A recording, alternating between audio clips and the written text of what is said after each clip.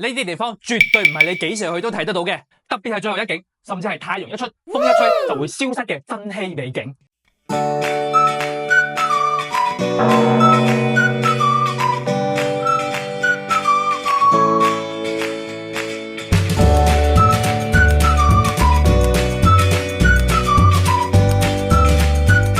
所以呢條片幫大家收錄嘅絕對唔係爛大街嘅景點，而係必須要符合呢4個條件。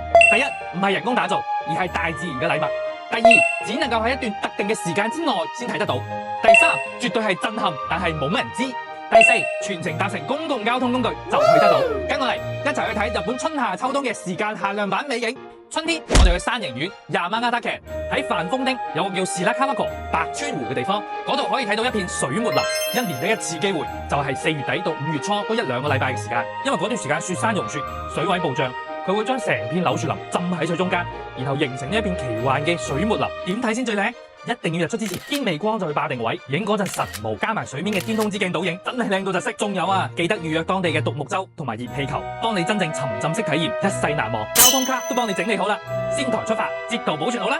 夏天我哋去岩手縣八幡平市，呢度有個鏡沼，通稱叫龍之眼，日文叫 Dragon Eye， 觀賞窗口仲短，只係喺5月底到6月頭，而且有完美開眼，一年只係得嗰幾日。點解？因為佢係融雪融出嚟嘅天然奇觀，中間嘅冰融化咗，變咗隻超靚嘅藍色瞳孔，外圍仲有一圈白雪，佢每日個樣都唔同，你見到咩樣都係緣分。上午去，太陽照落去最通透，山頂嗰度仲有雪，記得着翻對防滑鞋。交通貼士：成江站出發，搭2個鐘直達山頂。秋天青森縣鳥沼，佢嘅日出係神級，每年嘅10月中得嗰7到10日係巔峰，日出嘅第一道光會將成片紅葉點着，上下鏡面對稱，就好似眼前嗰個世界喺度燃燒緊咁。但係只要一陣風吹過，成個鏡面倒影就冇晒啦。呢度真係要睇人品，最建議前一晚一定要住喺隔籬嘅鳥溫泉，第二日朝早5點半就去霸位，把握好日出之後嗰10分鐘嘅黃金時間。交通貼士：東京坐2個鐘巴士就可以到鳥溫泉。冬天北海道阿寒湖，呢度要睇嘅唔係雪，係冰之花，因為佢係水蒸氣喺結咗冰嘅湖面上邊凝結而成嘅霜晶，就好似一朵朵花咁。呢個景真係矜貴到太陽一出，